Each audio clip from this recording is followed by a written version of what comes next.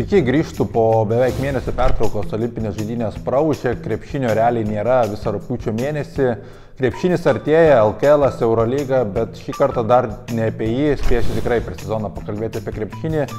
Per Roland Garrosą pasimatė, kad visai esu neblogas teniso ekspertas, ne veltui. Pažaidžiu tenisą, ne veltui stebiu jį nuo mažumės, atspėjau, kad Carlosas Alcarazas laimės Roland Garroso turnyrą, tad dabar prasidėjo US Openas, Lietuvoje irgi teniso vėl jaučiamas bumas. Vilius Gaubas fantastiškai kyla į viršų, buvo arti to, kad pats patektų į pagrindinį US Openo turnyrą. Neprasimušė, bet būtent apie US Openą pakalbėkime ir pakalbėkime iš pradžių, kas žais pusfinaliuose. Tai pirmajame iš 4 krepšelių, man atrodo, kad aiškus favoritas yra Janikas Sineris, numeris 1 raketė, nesenai įsivėlęs ir į dopingo skandalą, bet viskas buvo labai gražiai išsukta.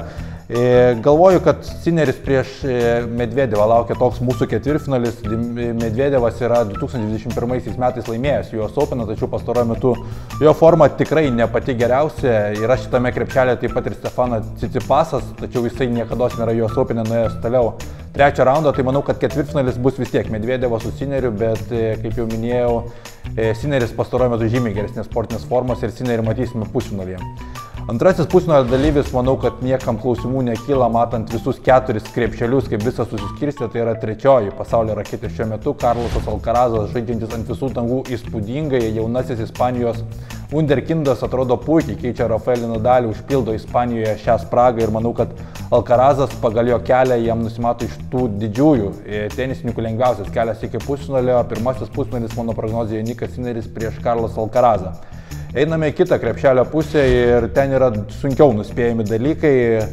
Mano nuomonė, kad trečiasis pusfinalio dalyvis iš to trečio ketvirčio bus Aleksandras Zverevas. Prieš 4 metus finale US Openą nusileidęs, jis buvo Dominikui Thymui. Dabar jis yra labai geros sportinės formos, tame krepšelyje yra Gaelis Monfisas, veteranas, žaidžiantis paskutinius sezonus, kas ten žino, galbūt ir šis yra paskutinis sezonas, bet Monfisas parodė, kad vis dar gali kažką nuveikti, yra geros sportinės formos, nesenai Cincinnati'e ATP 1000 turnyre nugalėjo, jisai Carlosą Alcarazą ten tikrai pribloškė visą pasaulį. Manau, kad Monfisas tikrai čia gali patriukšmauti, būtent žais prieš Gaubą išmetusi Diego Švarcmaną pirmajame rate. Toliau yra Rudas, bet Gasparas Rudas blizga ant grunto, taip nemanau, kad ant hardų jis kažką labai stipriai gali patriukšmauti. Taip pat yra Rubliovas ir Fritzas, tai manau, kad Rubliovas ketvirtfinalį gali pasiekti ir būtent žais ten prie Zverevą, kur prognozuoja pergalę Zverevui. Na, o ketvirtasis pusfinalio dalyvis. Būtų keista, jeigu nepaminėčiau Nolės Djokovičiaus, olimpinio čempiono, pailsėjo, bet Djokovičius, jeigu jau dalyvauja turnyre, jis ten yra favoritas, tai bus dar kurį laiką fantastiškai išsilaikęs Nolė. Ganėtinai toks trikiai jo yra kelias link pusfinalio, yra Popirinas, kuris laimėjo Monrealio Masters turnyrą visai nesenai, yra amerikiečiai Benas Sheltonas arba Francas Tiafoe. Tai tikrai nebus lengva Djokovichui, bet prieš Djokovičių eiti niekada nenorėčiau, taip kad prognozuoju, kad antrasis pusfinalis bus Zverevas prieš Djokovičių. Važiuojame į finalinį etapą.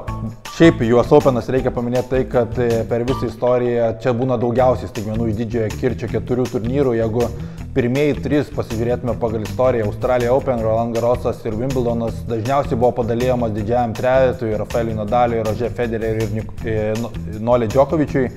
Tai US Open'e dažnai būna staigmenų, ten yra laimėjęs ir Medvedevas, yra laimėjęs ir Del Potro, yra laimėję ir kitų. Tai čia tikrai sunku prognozuoti ir manau, kad pusfinaliai tokie nebus, kaip aš spėjau iš pradžių, būtų tikrai didelė sensacija, jeigu pataikyčiau visus 4 pusfinalio dalyvius, bet kaip be būtų, prognozuoju savo įsivaizduojamus pusfinalius ir Sineris prieš Alcarazą.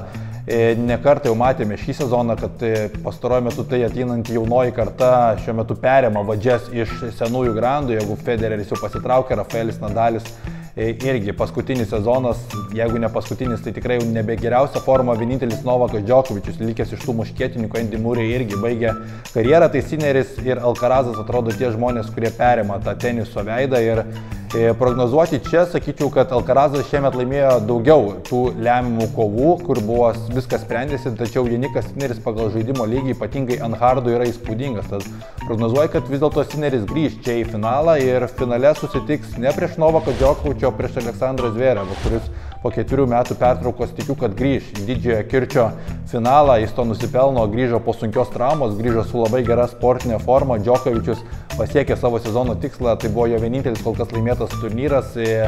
Paryžiaus olimpinės žaidynės ir manau, kad čia Zverevas daugiau turės motivacijos, taip kad Zverevas prieš Sinnerį ir jeigu reikia prognozuoti čempioną, tai vis dėlto Australija Open čempionas Janikas Sinneris manau, kad iškovos ir antrąjį didžiojo kirčio turnyrą ir taps US Open čempionu. Nu ką, šią savaitę tokia laida apie tenisą, reikia tikėtis, kad toliau teniso lygis, teniso bumas Lietuvoje kils, tikrai turime jaunųjų talentų, ne tik Vilius Gaubas, Edas Butvilas ir Ričardas Berankis dar irgi bando sugrįžti į savo geresnius laikus, taip kad sergame toliau už lietuvius, stebime US Open ir iki kitų kartų.